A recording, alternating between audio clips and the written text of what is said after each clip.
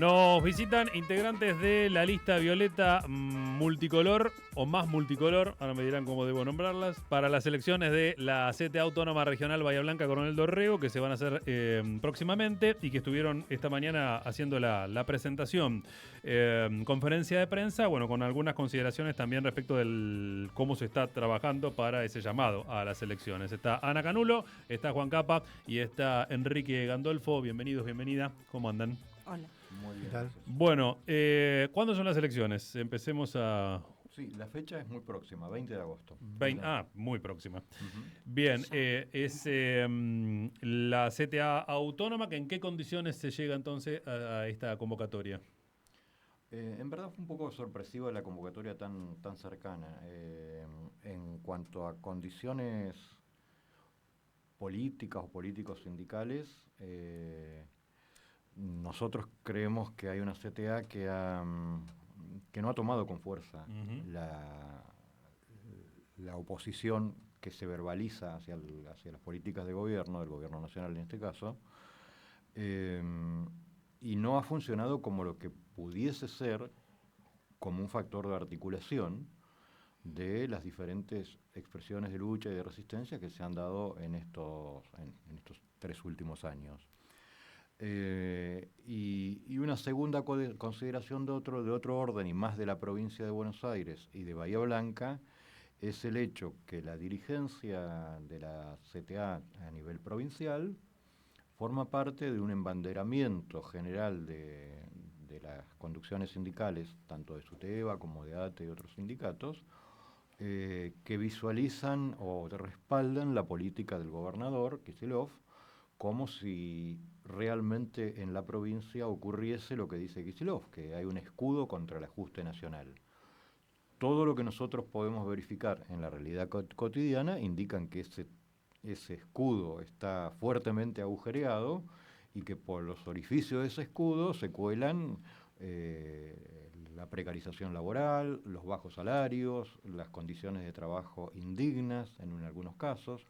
O sea que nuestra crítica va dirigida en ese sentido, en tanto creemos que la política del gobierno provincial revierte hacia los derechos de las mayorías ese ajuste que es real, los billones de pesos que Milei le ha quitado a los fondos de coparticipación que le corresponden a la provincia.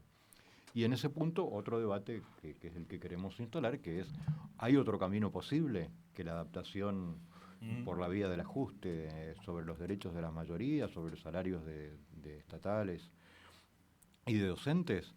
Y no habría otro camino si no fuera pensar en la enorme concentración de la riqueza que hay en la provincia de Buenos Aires, en quienes detentan ese poder económico y quienes hacen de esta situación de crisis una situación más para llenar sus bolsillos de ganancias inmensas. Entonces, esto que vemos en Bahía, la riqueza que transita por el polo petroquímico, por el puerto, si no hay una política que por lo menos dirija hacia allí la posibilidad es de derivar una parte de esa plata hacia las necesidades de la mayoría, estamos en una situación en la cual terminamos registrando sindicatos paralizados frente a una situación tan apremiante. Uh-huh.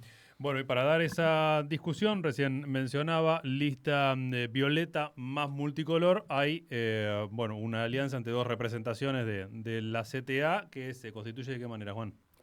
Bueno, sí, efectivamente se ha consolidado esta lista de unidad que está conformada por trabajadores fundamentalmente de los sindicatos docentes universitario y provincial y reafirmamos lo que decía Enrique de la importancia de la independencia que tiene que tener una central respecto de todos los gobiernos, por supuesto de las patronales, para enfrentar estos embates como contra la entrega de los convenios colectivos de trabajo con la reforma laboral, sobre lo cual hay un acuerdo general en el arco político.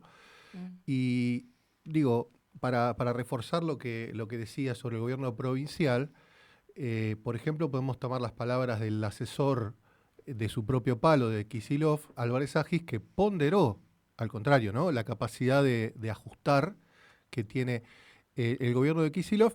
Y nosotros también integramos esta lista, integrantes de esta lista, somos parte de, por ejemplo, ¿no?, por tomar un ejemplo, la importante lucha que ha dado el movimiento de trabajadores universitarios, en particular los docentes.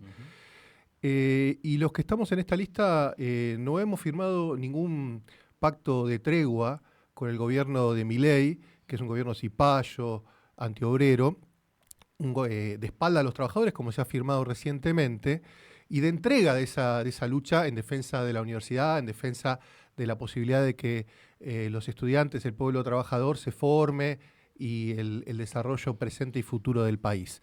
¿No es cierto? Al contrario, estuvimos en la vereda del frente, entonces eso tiene que ver con esa independencia que proclamamos, que es necesaria y que justamente ha dado lugar a que poco tiempo después la Corte Suprema de Justicia nos diera la razón. Y en ese punto me parece que hay que retomar, y termino, digo, te dejo hablar, una consigna, una reivindicación histórica de la CTA, que es el no pago de la deuda externa. Todos los gobiernos, desde Rivadavia para acá, han hecho los máximos esfuerzos para pagar una deuda fraudulenta, usuraria, con el hambre de los argentinos, como dijo famosamente Avellaneda, y este gobierno lo está llevando al paroxismo eso. Acá viene de pagar 4.300 millones de dólares, que eso representa 16 millones de jubilaciones mínimas, mientras que los jubilados no pueden comprar medicamentos, y mientras que aún contra la ley y contra el fallo de la Corte Suprema no se paga desde este mismo gobierno la deuda salarial con los trabajadores de las universidades. Entonces, este fuerte contraste me parece que completa, digamos, unos gobiernos fuertemente ajustadores, antiobreros, cipayos, a los cuales tenemos que enfrentar con la fuerza de la clase trabajadora unificada, y esa me parece que es la propuesta nuestra desde una posición de independencia de todos los sectores que gobiernan. Ana, respecto de esta ronda más de lo que está en debate o en discusión con esta... Sí, cuando armábamos la lista pensábamos en qué ha significado esta CTA Bahía Blanca en estos años, en esta ciudad. Y sobre todo estos últimos años, donde hay una necesidad muy grande de un punto de referencia. Por ahí es muy mínimo lo que uno plantea, ¿no? Pero de un punto de referencia, de un espacio donde aglutinar todo ese descontento y esa bronca que hay hacia un gobierno que, bueno, esto lo han dicho ya los compañeros, viene y vino y se llevó puestos un montón de derechos que logramos con la lucha todos estos años. Y eso es lo que faltaría si no estuviéramos nosotras y nosotros. Creo que si bien no somos una central que tenemos 50 sindicatos, no venimos a mentir, pero sí somos una central que va hacia otros espacios todo el tiempo. No dudamos en llamar a los compañeros de la CGT, de las otras centrales, acompañando procesos de trabajadores y trabajadoras precarizadas. No olvidar el tema, nosotros tenemos compañeros y compañeras que integran la coordinadora de jubilados y jubiladas, que vienen dando una lucha enorme y sin tregua, como en otros lados aquí en la ciudad. Así que nos parece que es un espacio que sigue siendo necesario y que, y que está todo el tiempo también en disputa y en construcción, ¿no? Porque sigue siendo abierto. Así que invitamos a acompañar. Bueno, ¿cómo se viene dando también esa cuestión de la disputa? Digo, por la elección anterior había sido con una serie de denuncias, digamos, de situaciones poco agradables, y aquí ustedes están advirtiendo, esto de la cercanía de la fecha tal vez o no sea parte de eso, pero en la modalidad de la votación, en la cuestión de padrones, ¿qué era lo que querían ustedes poner énfasis en esa convocatoria de hoy? Que al día de hoy, esto recién ayer se oficializó la lista y se mostraron los padrones, o sea que no hubo padrones para conformar la lista, no estaba en exhibición. ¿La organización está a cargo de quién, digamos? ¿Quién tiene la responsabilidad? La Junta Electoral la elige la CTA provincial, ¿no? O sea, está definida desde ese lugar por compañeros y compañeras de ATE. Ahora, el hecho de la demora en mostrar los padrones, que fue todo un tema en la elección anterior justamente, por la cual nosotros después hicimos denuncias de fraude, que nunca terminaron de tener una respuesta del Ministerio de Trabajo. Si se exhiben tan tarde, lo que nosotros decimos es que se extienda el periodo legal para tachas, enmiendas, correcciones, porque si se exhiben hoy y ya está, listo, ya está, es ese padrón, y que sabemos que el tema del padrón es un tema complejo, siempre ha sido en la CTA. Más allá de esta cuestión, y desde ya peleando por la transparencia de la elección, vamos a pelear duramente porque sea transparente, nosotros creemos que constituir en este momento una lista es un poco, es lo que decía Ana, es darle continuidad a una militancia de muchos años y a una perspectiva general de organización que nosotros tratamos de llevar adelante todo el tiempo, pero además, en particular en este momento de la ciudad y del país, poner en cuestión cosas de las que prácticamente no se habla en el arco político, ¿no? Digo, el modelo de desarrollo de Bahía Blanca que plantea prácticamente el arco político en su conjunto, porque digo, la ley del RIGI fue aprobada en el Consejo Deliberante por todos los bloques, ahí no hubo, o sea que el modelo de ciudad que plantea el poder político que gobierna, provincial, nacional y municipal, es el modelo de una ciudad puesta en función de atraer los intereses, las inversiones de los grandes capitales, con todas las consecuencias que eso depara. La primera es que no hay ningún dato que indique que si la radicación de determinadas empresas revierta la pauperización general que rodea a la ciudad. O sea, al lado del polo hay una concentración de la pobreza en barrios con carencias de todo tipo, además de las carencias salariales y las carencias alimentarias. Luego, el otro aspecto que siempre hemos hablado acá es también ninguna evaluación del impacto ambiental que tiene la radicación de cada vez más empresas. Ahora se amplió con otra y hay otro proyecto de otra, sin que se tome en cuenta el impacto sobre el envenenamiento del suelo, de la tierra, del agua, sin que se tenga en cuenta lo que el fallo en la causa de los pescadores artesanales determinó con toda precisión. El envenenamiento del agua, la presencia de metales pesados, la cuestión de no propiciar el consumo de peces del río, nada menos que eso. Y parece que esas cuestiones no fueran parte de la realidad cotidiana de los y las abahienses, y que atrayendo más inversiones y no cobrándoles impuestos, que es el RIGI, no cobrándoles impuestos, o sea, ganancias impositivas, cambiarias, aduaneras, de todo tipo, vengan, llévense todo, ¿y qué dejan? ¿Qué es lo que queda? Tierra arrasada y entrega de los recursos en favor de unos pocos.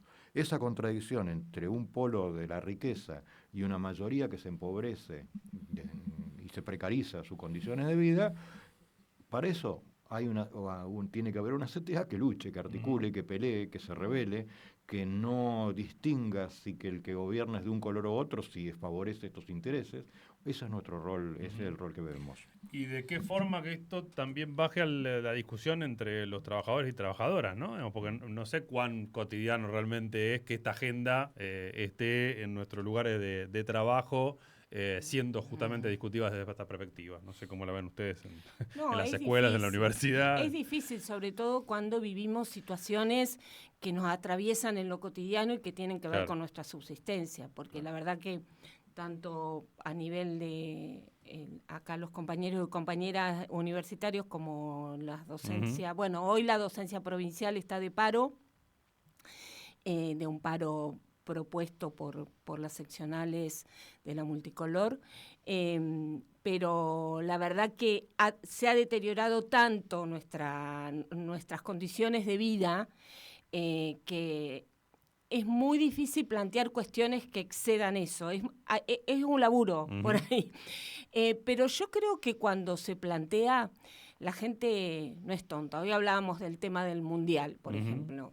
Por un lado está la alegría popular y el disfrutar del fútbol y de algo que parte de nuestra cultura, pero la gente no está corrida Claro. de lo que le pasa en lo cotidiano, porque la está pasando tan mal que no está corrida. O sea, creo que hay como un cambio de escenario que desde el año pasado ahora se ha visto justamente por esto, ¿no? Porque las condiciones de vida se han agudizado y bueno, y de la mano de la reforma laboral que ha hecho que tanta gente esté, bueno, o sin laburo, con laburos totalmente precarizados y también precarizados dentro de laburos que están dentro de la formalidad. Claro.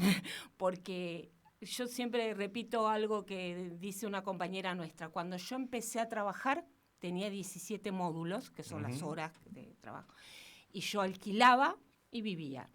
Hoy tengo 34 módulos y araño para pagar el alquiler. Claro. Imagínate cómo termina la semana una profesora que tiene 34 módulos desparramados en un montón de escuelas. Sí, con salarios de Bueno. pobreza, ¿no es cierto? Las condiciones de trabajo y el salario fuertemente devaluado, por eso coincido, ¿no? La dificultad que tiene en esta situación, pero también la necesidad imperiosa de que haya una central que justamente unifique la lucha, por ejemplo, contra todas las entregas que está habiendo de los convenios colectivos de la mano de la reforma laboral, que es acompañado, como dije antes, por un amplio espectro del arco político. Por poner otro ejemplo, la lucha emblemática de los trabajadores de FATE, que ya lleva 5 meses, contra un lockout patronal y despidos ilegales, no se necesita, digamos, rodearla de solidaridad. Entonces, eso me parece que es tarea de una central obrera, ¿no es cierto? Y, sin embargo, la patronal de Magallanes Quintanilla, digamos, explica también por la falta de independencia que decíamos al principio. Esa patronal tiene negocios con el gobierno de la provincia de Buenos Aires o con la provincia de Buenos Aires, y el gobernador no los ha recibido en todos estos 5 meses a los trabajadores, a pesar de que incluso tienen fallos favorables de manera cautelar en la justicia, etcétera. Bueno, es una lucha muy denodada en defensa de los puestos de trabajo, que es crucial, emblemática para la provincia y para el país, incluso como ejemplo.